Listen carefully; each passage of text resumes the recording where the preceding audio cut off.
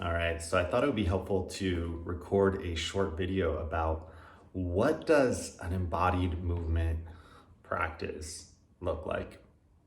How do all these elements flow together and support each other, from resourcing, to isolating and body mapping, to synthesizing things into structurally sound, practical, functional, insert whatever, word of the day you want to use is to describe having body integrity. And then also how to bring that into organic movement, right? Because we don't want to just stay there in the realm of, having really good alignment where we can do things in the ideal conditions, right? We want to break outside of that and be prepared for the real world, and also be able to interact and connect with the real world. And not only that, right? We don't want to be super, boxed in to the point where we're not able to really flow and express ourselves, right? We want to have that ability too. Okay, enough talking. So what a practice might look like in a given day is starting off by doing what I call an daily activation, right? You can think of it as a centering practice, really tuning into your body, sensing into where it is right now, right? How is your body today? Every day is going to be different. And if you train and practice as if every day is the same, it's never going to be sustainable, right? You have to let, in some ways, it's good to have goals, but you want your practice to be emergent to and responsive to whatever is here right now. And that's going to make such a big difference if your practice can be flexible like that. So part of the daily activation is tuning into what is the weather like in your body right now, Tuning into your support, the support underneath you, the support of the space around you, right? These resources that help us ground and settle our nervous systems, which is very important for sort of preparing our bodies to be in the ideal state for learning and growth to occur, right? If we come into our movement practice from carrying all this stress and tension and worries, anxieties, it's not going to be as effective as if we ground first. So that's a part of this, is grounding and centering. And then we want to set our intention for what do we want to bring to the practice? What do we want to bring, or what do we need from our practice? Maybe it's softening. Maybe it's like really moving energy. Maybe it's, experiencing more flow or strength. Whatever it is, we want to set that strong intention, right? And really let that permeate through our body, okay? So this is the way we begin the practice. Then we might shift into some other nervous system kind of care, maybe some breathing that's focusing on, breathing into the central column of the rib cage, the back side of the body, this kind of 360-degree breathing that even goes down into the pelvic floor.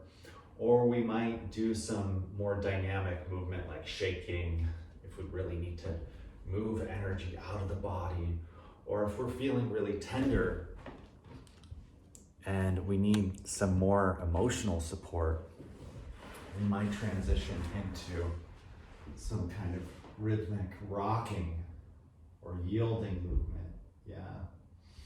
receiving the support of the earth, doing some gentle rocking. So you can do rocking here, you can do rocking on your belly, or even in a quadruped position, So this is what I found a lot of approaches were kind of missing for me when I started really wanting to rebuild my body, is they didn't address this global layer of the nervous system. So very important, and I found I got better results for myself and for my clients doing this. Then what do? We want to activate and wake up key areas of the body, right? Because for most of us, we have significant imbalances from too much sitting, that made our core turn off, or made our hip flexors super tight and weak, or, you know, we never were taught how to, you know, use our bodies in a variety of ways, so we never just really built that robustness. Or we had injuries that we never really rehabbed from, or traumas we experienced that made certain parts of our bodies shut down. So we want to reconnect with these areas, right? Many different areas. It could be the spine, right? Super important area that, for some reason, even though it's the central column of the body, a lot of approaches want to just fix the spine in a neutral position, but we need to move our spine, right, in a variety of different directions and be able to have more freedom there. So we might work on some isolating, activating movements of the spine. We might work on activating our transverse abdominis, which is the real deep core that most people overlook, that I overlooked for a really long time. So connecting to the TVA, learning how to activate that without overpowering it with the six-pack, you know, rectus abdominis, superficial muscles is super important. So we might do some more inner work of activating, okay, can I feel myself activating that? Can I breathe and activate that? Yeah?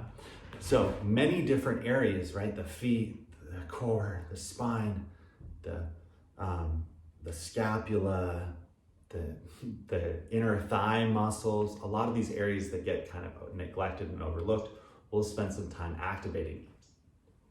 But we don't just want you to activate those muscles in a kind of compartmentalized way. That's where sometimes I found that some approaches like physical therapy and, you know, other corrective exercise modalities can kind of fall short, because we learn how to activate our glutes, or we learn how to activate our, you know, our rhomboids to pull our shoulders back, but we don't take that and integrate it into functional, practical movement patterns that we're using every day.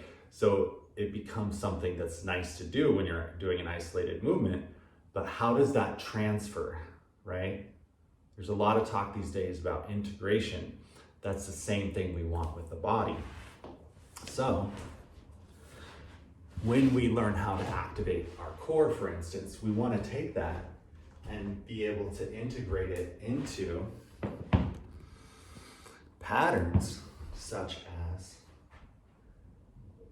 a hinge, right? To pick things up, a lunge, right? There's these basic patterns that we use to transfer from being upright to getting down to the ground.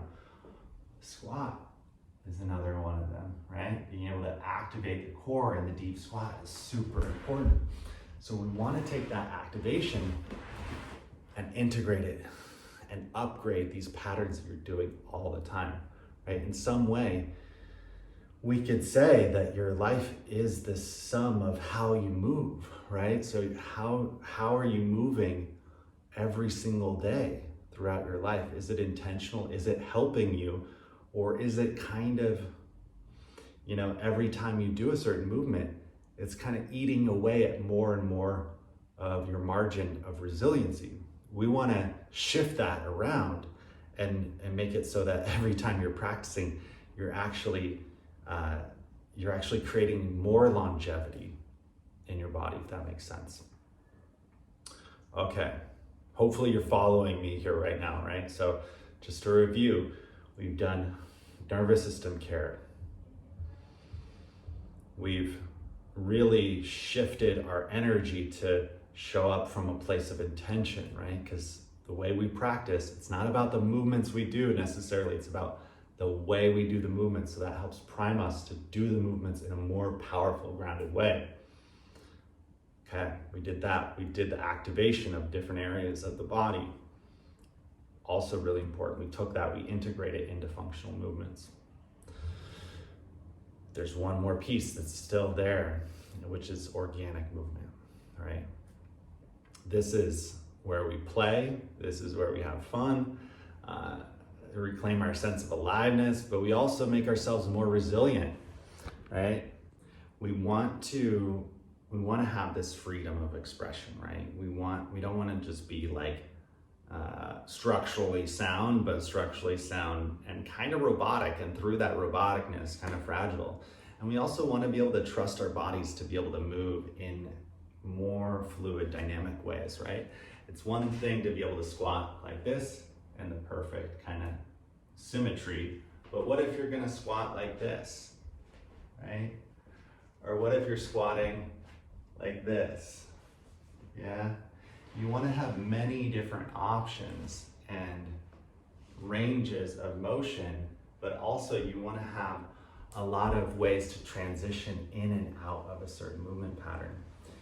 Another example is coming up and down from the ground, right? So there's that classic example of, kind of a tripod get up. Sometimes you're holding a weight above you, or sometimes it's just with your body weight, but you're doing it in this very kind of structured way. I teach that too. It's great to learn, but you want to be able to flow in a way that is a lot more dynamic and alive, whether it is that you want to just have fun and play with movement, right? Because it's fun and it's interesting and it's intrinsically rewarding, right? That's what creates a sustainable movement practice, when you tap into that sense of something that you just love to do because of its own value.